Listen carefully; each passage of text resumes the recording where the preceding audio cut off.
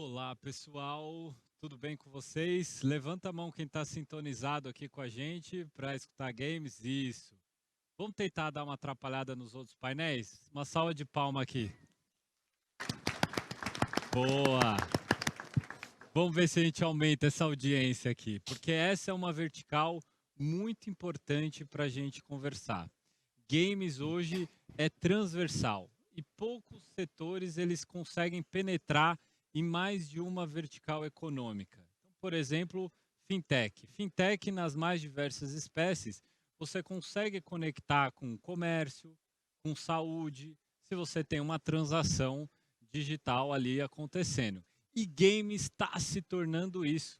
Não só entretenimento, mas também comércio, mas também educação. Então, games é algo que a gente consegue utilizar nas mais diversas ocasiões, negócios e também na nossa vida, no nosso dia a dia. E a gente percebe que o mundo de games vem numa geração posterior à nossa. Então, se a gente, e eu estou falando aqui no meu papel de plataforma digital, já trabalhei em algumas delas.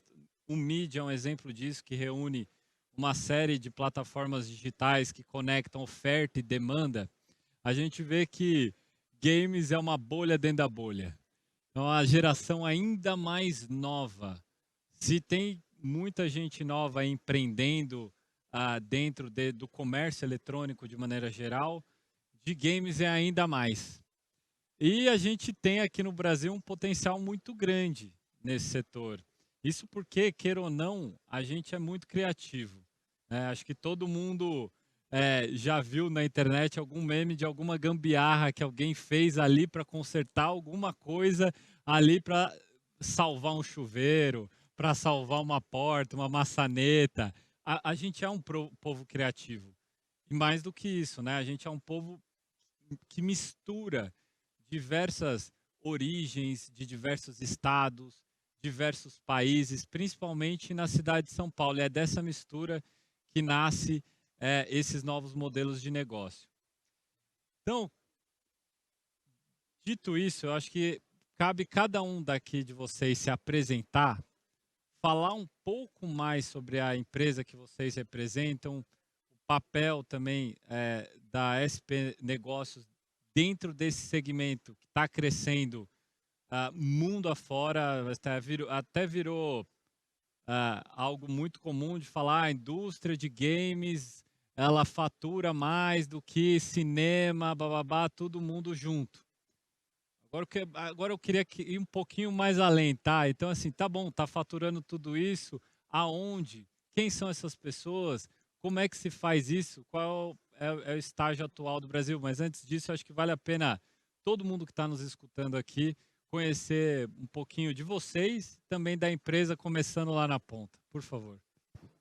Bom dia. Eu sou Gustavo Steinberg, eu sou o fundador do Big Festival, que é o maior festival de games da América Latina. A gente começou 10 anos atrás, quando basicamente era quase tudo mato, assim, aqui do ponto de vista de produção de games, né? A gente, quando fez nossa primeira edição em 2012, tinham 20 estúdios, mais ou menos, de games que desenvolviam games aqui no Brasil.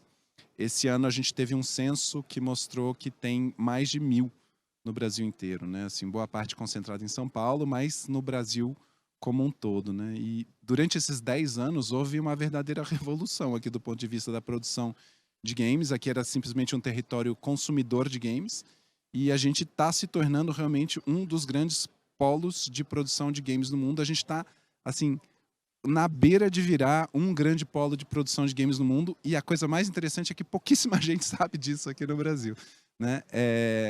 E a gente vem trabalhando, basicamente o trabalho que a gente fez foi colocar assim um alfinetinho no mapa do mundo, tipo, existe produção de game aqui, no Brasil, e depois a gente expandiu isso para a América Latina, né? Mas eu posso falar um pouco mais depois do significado disso e do que está acontecendo depois dos outros se apresentarem. Valeu. Obrigado, pessoal. Bom dia. Michel Cerqueira, aqui São Paulo Negócios, é a agência de promoção da cidade de São Paulo, co-organizador aqui do evento, com muito orgulho e muito prazer. Tudo isso que eles falaram, a gente enxergou isso no começo do ano passado e vem trabalhando essa lógica da indústria do game na cidade, como é que a São Paulo Negócios pode apoiar essa indústria, como é que a gente pode materializar esses números, como é que a gente pode, de fato, apoiar o ecossistema local a se organizar e tornar a cidade de São Paulo essa potência que naturalmente já acontece como o hub, como o principal centro de produção e o principal centro de negócios de game ser a cidade de São Paulo. Então a gente vem atuando um pouco nisso, conversando com o setor, participando dos eventos, apoiando os eventos específicos, não só isso, fazendo parcerias internacionais. Durante agora, semana passada, a gente esteve lá participando também do Web Summit, e durante essa participação a gente conseguiu firmar uma parceria com uma organização portuguesa que tem o mesmo propósito, o desenvolvimento de um ecossistema português de games, e a ideia é que a gente possa fazer a tal ponte transatlântica São Paulo-Lisboa,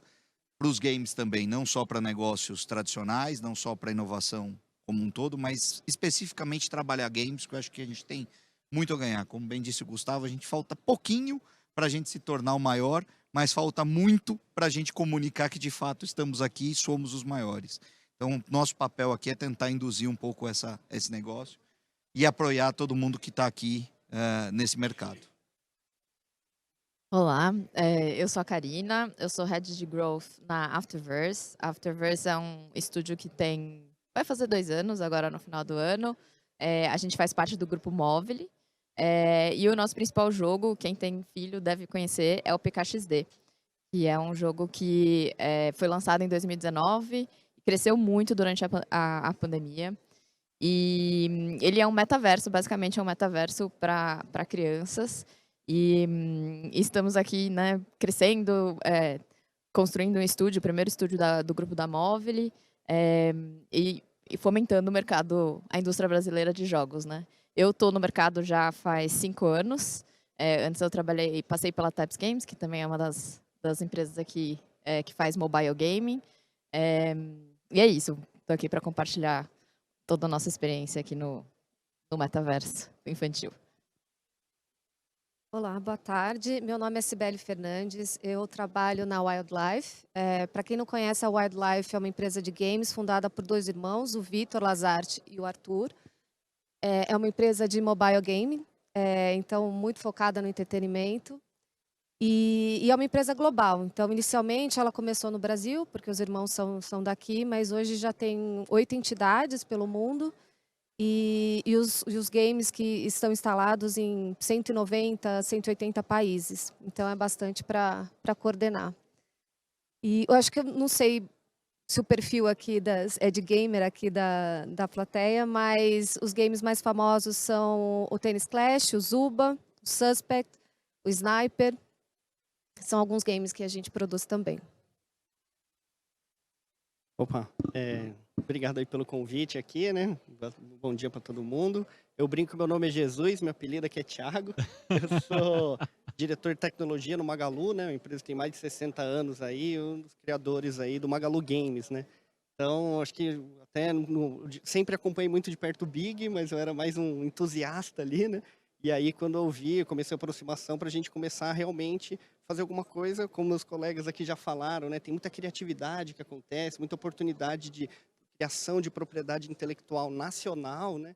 Quem teve a oportunidade de ver o nosso CEO falando ali, ele fala, né, a gente digitalizou o Magalu, a gente quer digitalizar o varejo brasileiro com o objetivo de digitalizar o Brasil, inclusive, né? Então, que maneira legal de fazer isso também utilizando jogos, né? É por isso que eu acho que é tão importante, né? A gente tem um ecossistema muito grande com fintechs, a parte de anúncio, né? E até essa questão de entretenimento, né?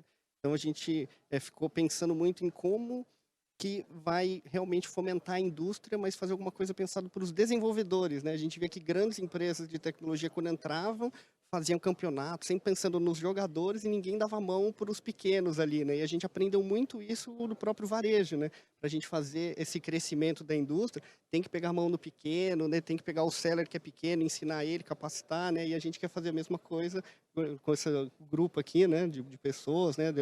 Para fomentar a indústria. Então, acho que é mais ou menos isso. Pô, eu fico lisonjeado aqui com a representação de vocês.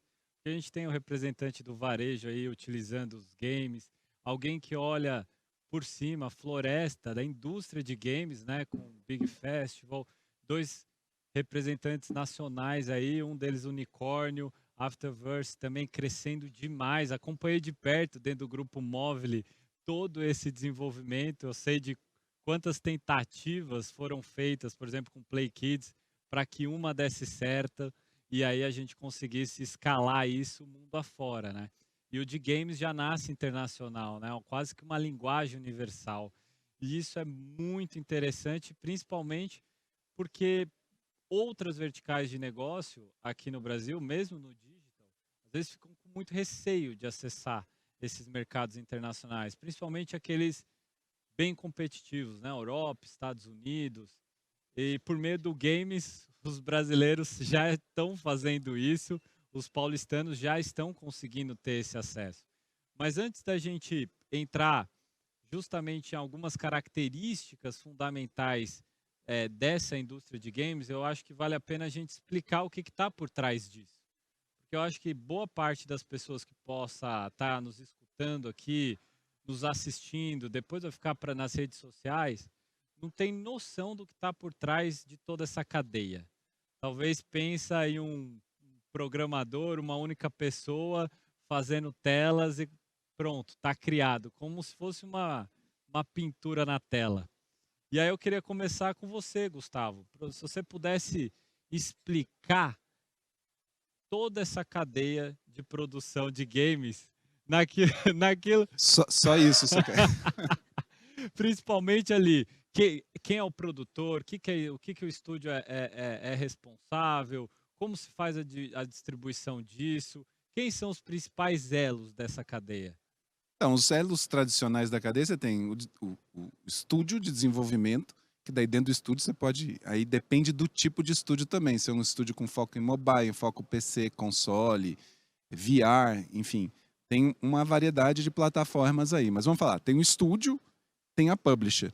É basicamente as duas principais entidades que você tem, né? Assim, você tem a publisher é o distribuidor, né? Ao mesmo tempo, tem as grandes publishers que também são donas do hardware. Daí você tem que falar dos consoles, né? Na indústria de consoles, você tem as 3 grandes publishers que são PlayStation, Xbox e Nintendo, né? Então, eles vendem, basicamente, se você for fazer a comparação com a indústria de cinema, o cara, para você fazer o filme para ele, você tem que usar a câmera dele, né? Então, você tem que usar o equipamento dele para conseguir desenvolver para ele. Então, é uma coisa super, ultra verticalizada, né? Mas que está se tornando cada vez mais acessível. Antigamente era muito difícil de você conseguir o dev kit, que era o hardware que você tem que ter para desenvolver o jogo, né? Hoje em dia já está ficando cada vez mais acessível. Então, assim, partindo desse duo aí, que é o estúdio e a publisher, você, hoje em dia, tem cada vez mais o caminho da autopublicação, que é uma coisa que, por exemplo, fez o grande sucesso da Wildlife e até em grande parte do Afterverse também, do PKXD. A autopublicação depende de você desenvolver um ecossistema próprio em que você consiga alimentar os seus próximos jogos, né? Então você vai criando uma comunidade que vai te seguindo e essa comunidade vai ser a comunidade para a qual você vai apresentar os seus próximos títulos. E aí você tem que ter toda uma estratégia e uma tecnologia de análise de dados e análise de perfil de usuário para saber quais são os produtos que vão funcionar ali. E existem várias técnicas, quer dizer, vários perfis diferentes. Se você está falando, por exemplo, que jogo pode ir de um jogo de $20 mil até um jogo de $1 bilhão. Você pode gastar quanto você quiser, né? Muita gente vem e pergunta para mim, quanto custa um jogo? Eu falo, quanto você tem para gastar, né? Tipo, é isso, né? Tipo, porque o jogo que é super barato, que é o Hyper Casual, por exemplo, ele custa lá $10, $20 mil para desenvolver, mas para você conseguir vender ele, você vai ter que gastar 200, 300, 400, 500 mil dólares, a não ser que você já tenha a sua própria comunidade. E aí, a Sibeli vai poder falar muito melhor sobre isso, que a grande estratégia deles é não só a construção de jogos, mas a construção de comunidades. Então, realmente, assim, eu tenho até um gráfico ali que, enfim, em outra palestra posso mostrar a profissão na indústria de games, né? Você tem desde do programador até o caster, né? Assim, você tem isso porque eu não falei de esportes ainda. É um universo muito grande. Mas, basicamente, assim, o conceito é, você tem que desenvolver jogos, você tem que distribuir jogos através dos vários canais que existem e você tem que... Eu gosto até muito do jeito que o pessoal da indústria de games fala, se refere ao marketing. Eles não falam marketing, eles falam aquisição de usuários. Eu acho a forma mais precisa de você falar marketing, né? Você tem que comprar usuário. E eles não têm nenhuma dúvida, é isso. Tem que comprar usuário para jogar o seu jogo e o custo de compra de usuário tem que ser mais baixo do que o custo do que o valor que você gera com aquele jogo, né? Mas só para dar uma ideia, assim, do Big Fashion, o que a gente faz? A gente tem um mercado, a gente tem uma parte de B2B muito forte em que a gente traz há 10 anos as grandes publishers, os grandes investidores e compradores de jogos para falar com os estúdios nacionais e regionais. Então a gente traz as grandes publishers, que eu já falei, PlayStation, Nintendo, mas a gente traz também Bandai, Konami e até as menorzinhas, Plugin Digital, que era uma pequenininha francesa que agora virou gigante. Enfim, tem um monte de publisher que é especializado em quê? Comprar jogos ou co-desenvolver jogos e lançar esses jogos através de seus próprios canais, suas comunidades ou suas estratégias de relacionamento com as plataformas. Isso é o que a gente provê no Big, junto com a tendência do que está acontecendo de mais contemporâneo na indústria de jogos, porque daí tem toda a outra parte, por exemplo, de tecnologia. Os jogos são desenvolvidos com o que eles chamam de engines, né? Então daí Unity, Unreal, Cocos, são softwares para desenvolvimento de jogos e que tem um impacto, na realidade, assim, enorme. Por exemplo, a tecnologia do Unreal está sendo cada vez mais utilizada para cinema. Tudo de cinema vai virar Unreal muito em breve. Por quê? Para fazer um jogo, você precisa conseguir desenvolver a sua narrativa e enxergar o que está acontecendo em tempo real, que eles chamam de render em tempo real. Ao contrário do cinema de animação, por exemplo, que você faz a cena e depois você deixa lá um mês rendendo para conseguir assistir como é que ficou a cena. Não, o jogo você precisa do feedback imediato. E esse tipo de tecnologia foi, por exemplo, aplicado ao Mandalorian. Foi a primeira série que foi feita, o pessoal deve conhecer Mandalorian, que foi feita com Unreal, que é uma tecnologia que vem dos games justamente por causa dessa necessidade. Isso é só um dos aspectos que tem da indústria de game. Aí se você expandir para jogos sérios, que é o que a gente chama de jogos educacionais, qualquer tipo de jogo que tenha impacto social, aí é todo um outro ramo de desenvolvimento, um outro tipo de estratégia, que daí você vai ter que envolver entes estatais, educação e tudo mais. Tem a parte de simulação e treinamento. Tudo isso faz parte do universo de games e que a gente traz para o Big de uma forma ou de outra, com palestras com os principais profissionais do mundo, né, e os grandes publishers e investidores dessa área. Isso foi uma pincelada, né? A gente pode continuar.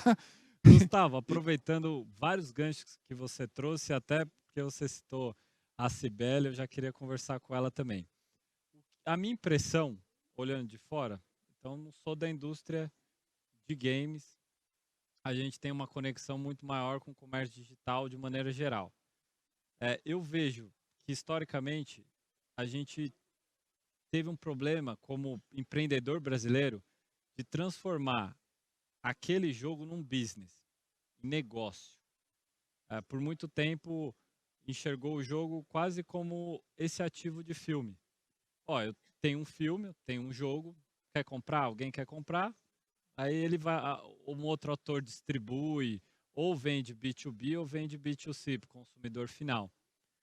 E a potencialidade dos games como negócio é muito maior. Você abordou algumas coisas aqui, né? Então, hoje a gente já tem venda de roupa de personagem, venda de outros ativos dentro do jogo.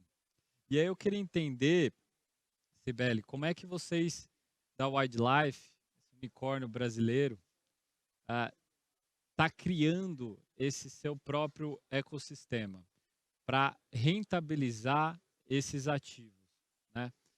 Vocês têm várias produções aí de sucesso e souberam, como poucos, de fato, construir um negócio e não só produzir, vender para alguém, né? Queria que você contasse um pouquinho mais como que é esse modelo, como é que vocês estão enxergando esse modelo e como é que vocês aplicam o modelo de negócio na Wildlife. Eu acho que tem muita relação com o que o Gustavo mencionou. Acho que o Wildlife enxergou, num momento muito crucial, que ela poderia ser o publisher dos próprios games desenvolvidos por ela. Então, acho que isso mudou bastante o enredo, né, da história. Então, a gente tem mais controle, a gente tem as informações, a gente conhece muito bem as comunidades. A área de UA, né, que é User Acquisition, é uma área muito próxima das comunidades, entende, se retroalimenta de toda a troca que é feita com a comunidade e volta para os desenvolvedores também. Então, acho que isso foi muito crucial, esse entendimento de que aquilo que eu desenvolvo eu também quero distribuir. Outro aspecto que enfim, as empresas adotam modelos diferentes, mas está muito em discussão, é que você tem um momento de produção do jogo e você tem um momento em que o jogo já está live e você precisa manter, né? E aí é um trabalho todo de manter a longevidade das pessoas jogando o jogo, conseguir atração ali e converter bastante os usuários. Então, algumas empresas adotam modelos que separam. Então, é um grupo, é um time pequeno que desenvolve o jogo e no momento que ele vai para a live, ele já vai para uma outra área que cuida e começa a olhar realmente a permanência e a evolução desse jogo dentro das comunidades. E tem empresas que fazem isso, já é uma área só. Então, aquela que desenvolveu o jogo, ela também acompanha a fase de live do jogo. A Wildlife, ela adotou esse primeiro modelo que eu mencionei, que é o modelo em que a gente tem estúdios, times pequenos que desenvolvem os jogos, e depois, uma vez que esse jogo já é lançado, já foi para o Global Launch, aí tem um time maior que aí cuida da permanência, entende enfim, o que pode converter melhor o usuário, o que faz com que o usuário se mantenha mais atrativo, o que o jogo se torne mais atrativo para o usuário. E com base nisso, mudanças, enfim, ou adaptações são feitas dentro do jogo. Acho que isso é uma das principais ferramentas que hoje, dentro de modelo de negócio, está sendo discutido. Hoje eu vejo empresas indo para um caminho e para o outro, e esse é o modelo adotado pela Wildlife atualmente. Que bom. E, Karina, vocês têm um ingrediente a mais que talvez ninguém tenha. Porque vocês fazem parte de um grupo que tem outros negócios, outras verticais, então a Movile, que tem fintech, tem marketplace, tem uma série de outras iniciativas. E o que a gente percebeu nos últimos 10 anos foi que a troca entre esses novos modelos de negócio fizeram com que outras coisas surgissem. Então, fintech com marketplace, saúde com comércio, essa troca fez com que muita coisa acontecesse de novidade. Conta pra gente um pouquinho dessa trajetória, porque teve Play Kids, teve PKXD, Afterverse. Como é que foi essa construção dentro de um grupo que tem tantas outras verticais que podem complementar, de certa forma, os jogos que vocês desenvolvem? Uhum. A Afterverse, para quem não conhece a história toda, né, ela nasceu dentro da Play Kids, que é uma empresa do grupo Movile. A Play Kids, ela tem um produto que é o Play Kids App, que é uma plataforma que tem conteúdos de consumo para crianças de até 7 anos, aí tem vídeos, jogos e tal. E dentro do núcleo do time que trabalhava com o Play Kids App, eles, dentro do próprio Play Kids App, tinha jogos, né? Então tinha um time de desenvolvimento de jogos que fazia jogos para essa plataforma para crianças de até 7 anos. E esse grupo falou, cara, a gente tem esse skill, é um mercado que está crescendo muito, a taxa de crescimento do mercado de games é absurda. Vamos fazer um mobile game, né? Vamos tentar, dentro do que a gente já tem, flipar e fazer um mobile game. Aí a gente tirou alguns jogos, adaptou alguns jogos que tinha dentro do Play Kids App, lançou, foi dando certo. E aí o nosso diretor de produto hoje tinha a ideia de montar o PKXD, que é uma plataforma muito baseada no Roblox, tentando trazer isso de uma forma mais segura, que o Roblox tinha várias questões de segurança para as crianças, e nasceu o PKXD. E o PKXD, dentro da Play Kids, né, era a ideia de mostrar que gaming, sim, é uma vertical fazia sentido a Móvel investir, que fazia sentido a gente ter uma empresa por si só, e a gente foi trabalhando para esse produto crescer e ele poder se sustentar como um negócio, né?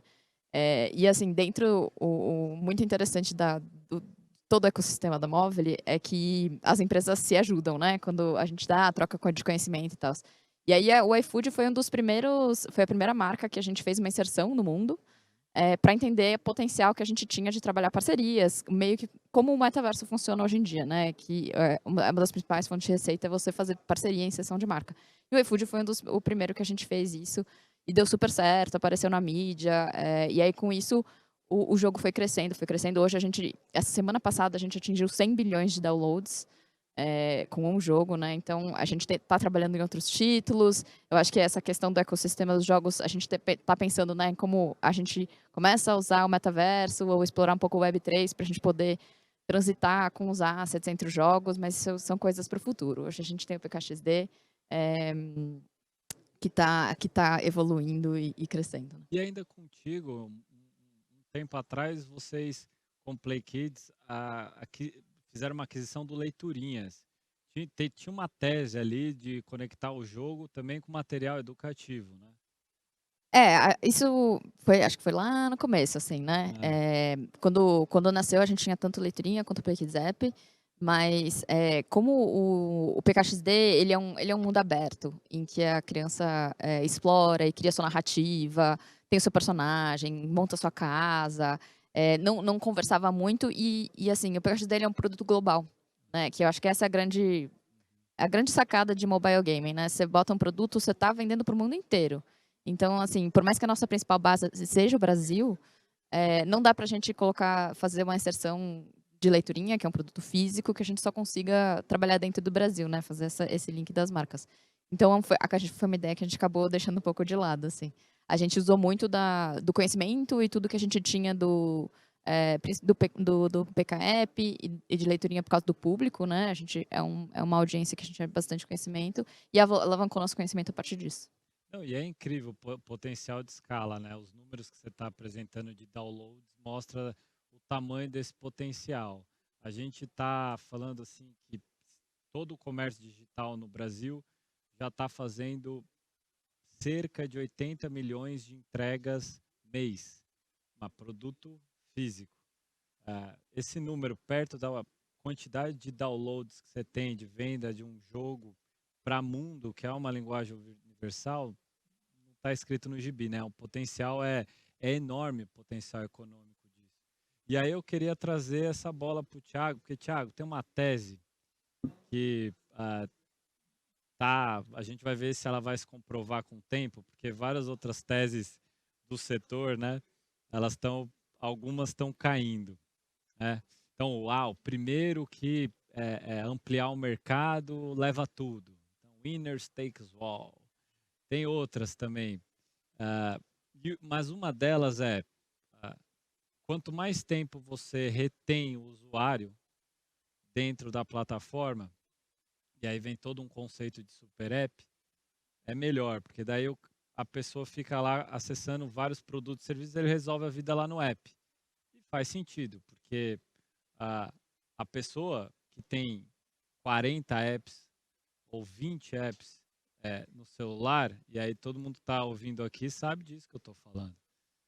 Vai acessar no máximo 5, e olhe lá.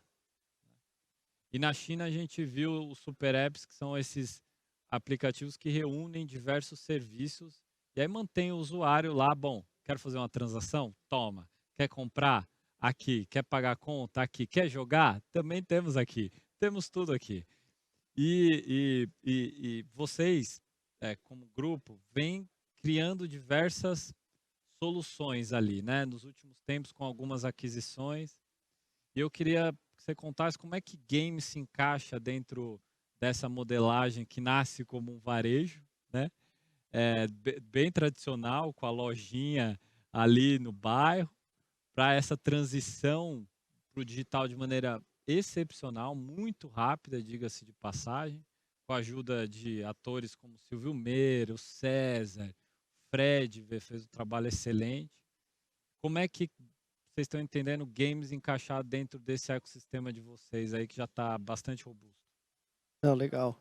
Eu acho que talvez a palavra-chave aqui é muito mais frequência do que retenção. Porque aí, no fundo, é quantas vezes a pessoa volta para entrar em contato com o aplicativo e ver aquela gama de serviços que tem ali, né? Então, você mesmo falou, né? Tem fintech, a gente tem os mini mundos, né? E tem mundo de netshows, e de mercado, e de food delivery, né? Então, tem várias coisas, dependendo de onde você estiver, se você abrir o Super App do Magalu, vai ter uma opção lá da Ikeform para fazer entrega de comida, né? Então, assim, a gente ainda não está na Grande São Paulo, por motivos óbvios, mas enfim.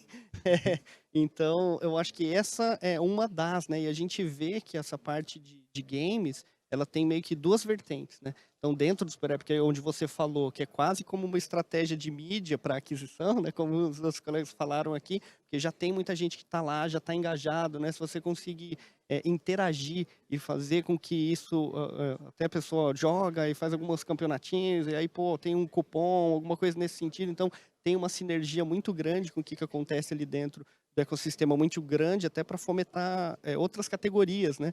A gente também tem lá categorias de moda, né? Você estava falando aqui agora, pô, tem um app purchase, ou esses cosméticos, né, de skin, né? Como é que você vai... a gente tem uma influenciadora digital muito grande, que é a Lu, né? Imagina a gente conseguir explorar tudo isso através de um diverso de jogos, né? Interagir com a Lu, com diversas coisas, já casando com o que a gente tem de mercado, né? O mercado que eu falo de produtos, né? De moda, né? Estilo de look, alguns outros que a gente tem. Então, acho que ele funciona mais essa vertente, né? Como se fosse uma parte de aquisição de mídia com o potencial de você monetizar, né, quem está ali dentro, né? Então, é entregar benefício e causar esses dois pontos. E o segundo ponto que eu ia falar é que a gente tem também essa outra questão de fomentar propriedades intelectuais, né? Então, assim, a gente tem uma gama muito grande, né, de conteúdo. O Jovem Nerd é um exemplo dele, né? É um blog de conteúdo, tem propriedades intelectuais e a gente está fazendo parcerias com jogos para fazer isso. Então, acho que tem esses dois mundos ali, né? Eu sei que você acaba perguntando mais sobre varejo, mas acho que é interessante falar que tem outras oportunidades também onde jogos se entra. Sem contar, né?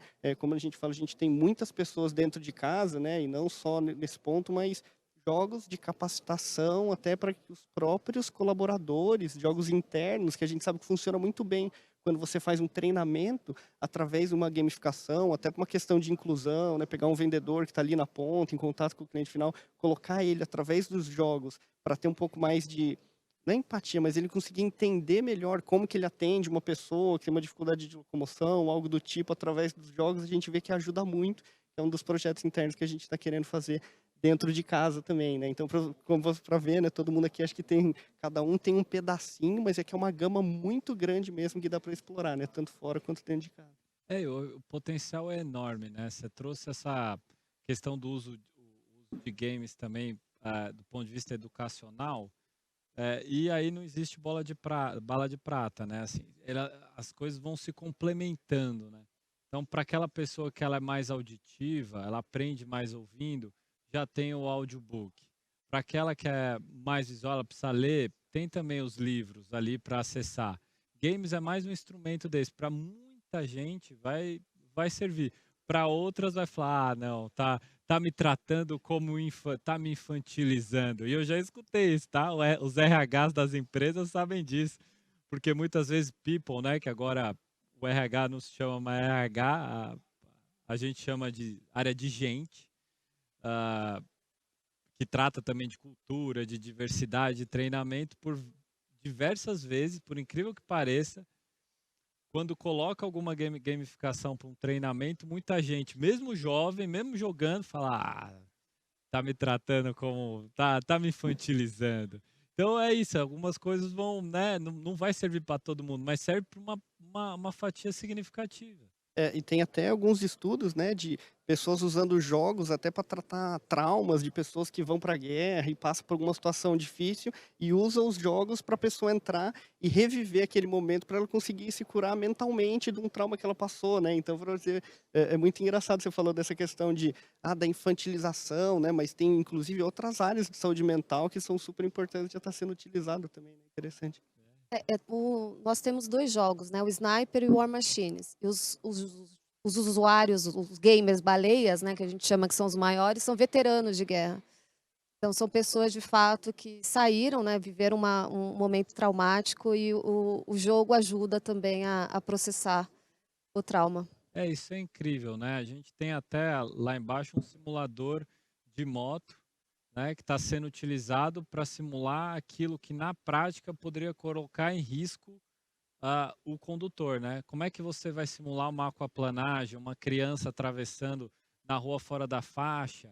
Isso tudo traz esse ambiente de game, seja no metaverso, seja no ambiente com uma simulação com um veículo, uma ferramenta que antes a gente não tinha para capacitar. E aí eu queria puxar um outro gancho, Michel, que é assim, eu não vi na TV, na rádio, nas cidades que ainda permite outdoor, qualquer tipo de publicidade de jogo. Mas eu vi de apostas online. Essas plataformas de jogos onde você vai lá, monta o time, aposta no time, isso aí está sendo uma febre. Uma febre. Porque assim, o brasileiro gosta de futebol, pra caramba, né?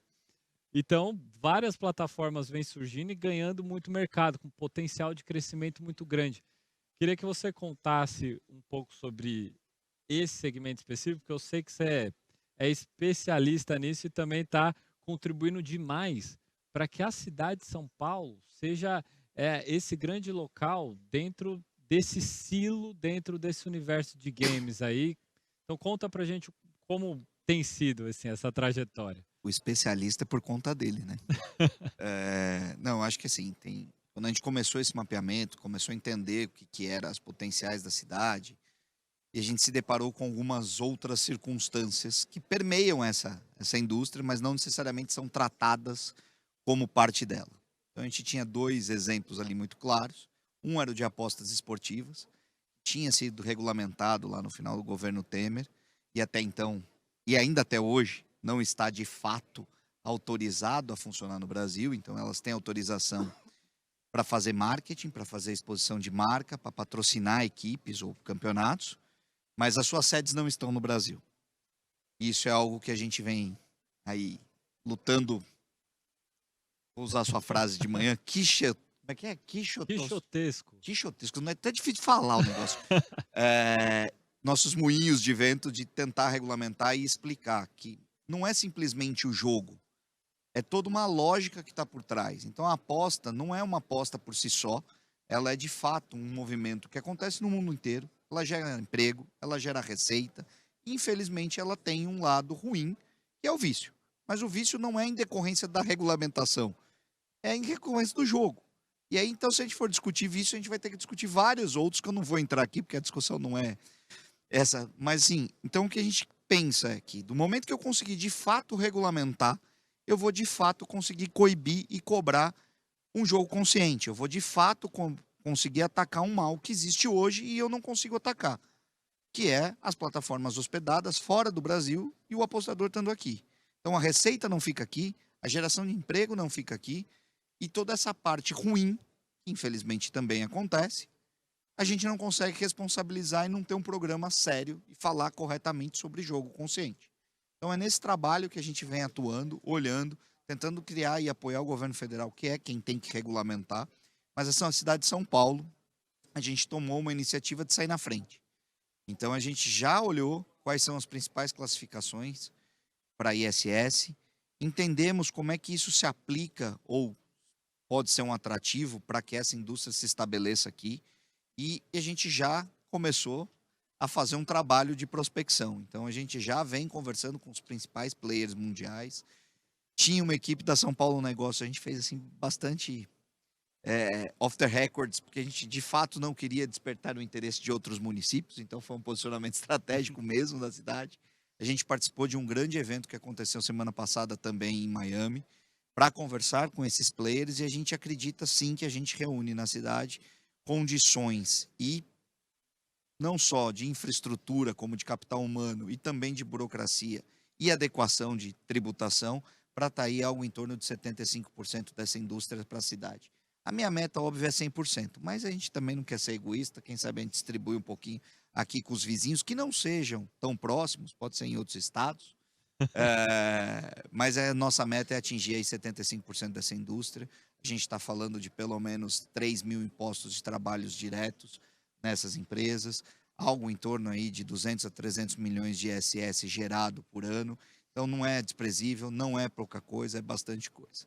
Em paralelo a isso, a gente também se deparou, e diga-se de passagem, o primeiro contato com a empresa formalmente foi no Big, que foi com o Rei do Pitaco. Acho que todo mundo aqui que acompanha um pouquinho de esporte já viu o anúncio do Rei do Pitaco. Eles são uma outra categoria, eles são fantasy games, e que também, dado aí essas dificuldades que a gente tem aí, burocraticamente falando, do governo entender como é que se porta esse mercado, eles não tinham uma classificação de ISS muito adequada. Então a gente veio trabalhando nesse sentido, porque também a gente entende que é um potencial bastante grande para a cidade. Eles já estão na cidade de São Paulo, mas a gente, o prefeito, né, o Aloysio mencionou, o prefeito reafirmou, a gente semana passada encaminhou um projeto de lei para a Câmara que deve regulamentar não só essa questão dos fantasy games, criando uma classificação de ISS específica, mas também dos eventos que envolvam jogos de destreza. Então, a nossa ideia é começar aqui a trabalhar também com a atração de grandes eventos de jogos, de esportes. Então, quem sabe a gente não promove um campeonato de PKXD de quem constrói a casinha mais rápido na cidade de São Paulo. Isso vai ter uma tributação específica, um código específico, mas de brincadeiras à parte, a gente está olhando aqui realmente a questão do esportes, que vem crescendo a passos muito largos e a gente não pode ficar para trás. Então, a cidade está se entendendo, esse é um grande papel aqui, não, de novo, não fazendo propaganda própria, mas é verdade, é o grande papel da São Paulo Negócios, é entender do mercado, entender das empresas quais são as necessidades, quais são as tendências e como é que a gente consegue ajudar a que isso possa acontecer de fato e não encontre um obstáculo, não encontre uma dificuldade, não encontre no poder público uma barreira para que a indústria floresça. O que a gente tenta aqui é antecipar esses problemas e nos colocar à disposição no mercado para fazer essa interlocução, para que a gente, de fato, antecipe e a economia aconteça. Acho que é um pouco esse o nosso papel. A gente tem olhado o setor de games como um todo, esses dois mais específicos, porque a gente entende que esses estavam mais imaturos ainda e com uma dificuldade de compreensão, mas todos os outros a gente vem olhando. A gente vem pensando aqui em algumas coisas, por exemplo, para reforçar a lógica de publishers na cidade, né, não só no Brasil, mas na cidade, para a gente parar de perder estúdios. Acho que é uma perda irreparável. A gente tem uma dificuldade aqui que a gente identificou no setor, que é a lógica da internacionalização. Então, a gente está pensando nisso. Internacionalização não é vender seu estúdio. Internacionalização é vender o produto do seu estúdio. Né? A gente está querendo coibir um pouco esses publishers canibais que vêm para cá e roubam as nossas tecnologias, e a gente querer apoiar esse ecossistema um pouco. E falando nos estúdios também, tem algumas iniciativas que a gente está pensando, a gente ainda está em processo de ideação, então eu não vou abrir muito aqui para não gerar expectativas erradas, mas para o próximo ano a gente tem bastante coisa interessante que a gente está pensando em fazer e, obviamente, em parceria e ouvindo o mercado. Pois é, Michel, assim, tudo que é novo pode e gera diversas dúvidas, né? Eu lembro 2014, quando surgiu o primeiro aplicativo em São Paulo, porque começou aqui em São Paulo para pedir motorista. Assim, o quanto que foi de dúvidas e como é que vai ser, será que vai ser bom, será que não vai ser bom? No final das contas, o consumidor, não, eu quero, está gerando benefício. Obviamente que qualquer novidade vai gerar novos problemas que vão ter que ser equacionados, mas fato é que a roda da tecnologia sempre vai para frente. E essa roda ela precisa ser entendida. Eu acho que vocês estão fazendo um bom papel de fazer esse entendimento prévio antes de chegar, ó, não pode, ó, canetei, vai para fora. Porque a gente está competindo mundialmente, não só nos nossos estados aqui no Brasil, mas mundialmente. Né? Então, iniciativas como o sandbox regulatório, que você dá um período de tempo num determinado espaço para testar aquela tecnologia, um novo modelo de negócio, para aí sim você pensar em falar, será que regula? Como é que faz? Aonde que faz? O esportes já existe, já é um fato. Agora, quem que vai agarrar isso para falar, ó, tá bom, vocês vão fazer, vamos organizar isso institucionalmente? Porque diferentemente de outras épocas, São Paulo, é, pelo fato de ter mais de 400 anos, conseguiu construir uma rede de ensino muito bom, de assistência ao comércio, assistência ao serviço, num tempo passado ainda mais para a indústria. E aí ou você se encaixava num desses três aí, nos clássicos, né? E a coisa já estava montada. Agora, para outros modelos de negócio, esses novos, a gente vai ter que construir. E construir junto. Porque a coisa evolui de um jeito absurdo, né? Você vai ver, assim, um dos grandes problemas que a gente tem ainda, por exemplo, são de fraudes em transações financeiras. Só que aí a gente dá um pulo a mais e coloca reconhecimento facial. Ah, é? Tu quer fraudar? Tá bom, então vamos tirar uma foto de você, cidadão. E aí eu sei exatamente onde você está. No esporte sempre teve essa questão da menor de idade, pô, vai lá, vai apostar num jogo, ou, por exemplo, vamos supor que o campeonato de futebol online, né, digital num jogo, tá valendo não sei quantos mil. Pô, será que a criança não pode participar acima de 18? Beleza, como é que confirma? Hoje a gente já tem dispositivos para fazer essa confirmação, a própria iniciativa privada vem criando, né?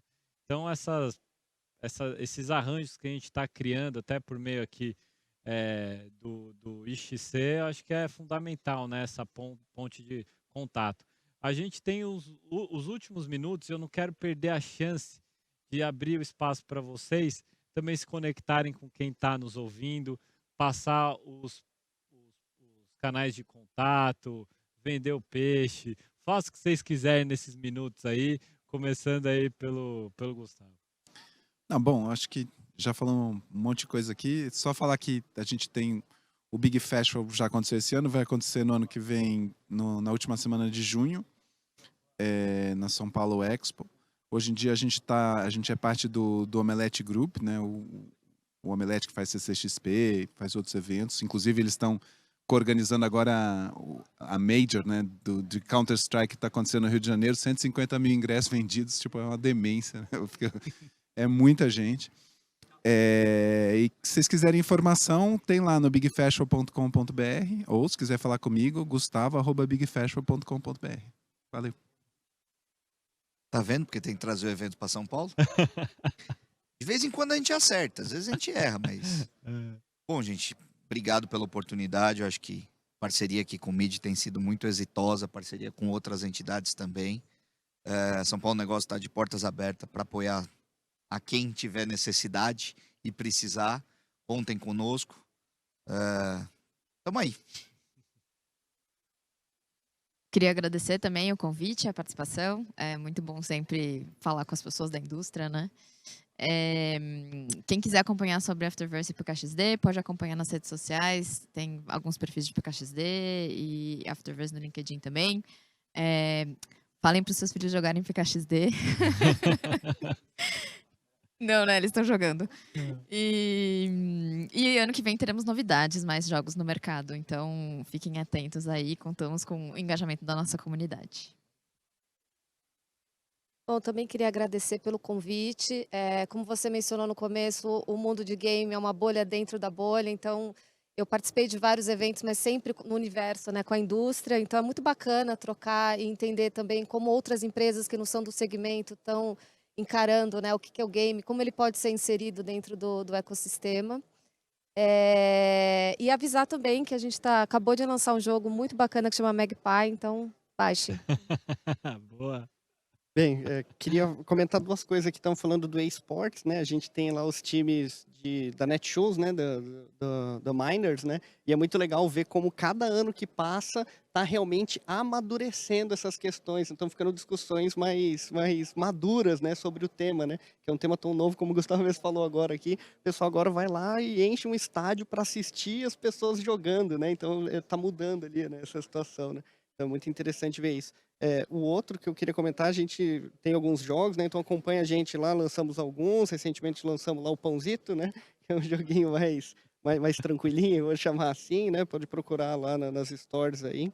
e acompanha a gente no Twitter e Instagram como Magalu Games, né? Acho que era isso. Por último, acho que tem uma coisa que é interessante, a gente falou pouco aqui, mas tem essa questão de que o pessoal fala da Web 3.0, etc e tal, e eu vi o Silvio Meira fazendo uma reflexão que ele falou que a gente está como se fosse na internet de escada da Web 3.0, então está engatinhando ali ainda, com um potencial muito grande, mas a gente ainda não sabe direito como que a gente vai quebrar essa pedra, né? Então é isso que obrigado aí pela participação. É isso aí, agradecer novamente vocês, todo mundo que está nos ouvindo, quem está nos assistindo também nas redes sociais, não deixa de se conectar com essa turma, que essa turma merece, são grandes líderes dentro desse segmento.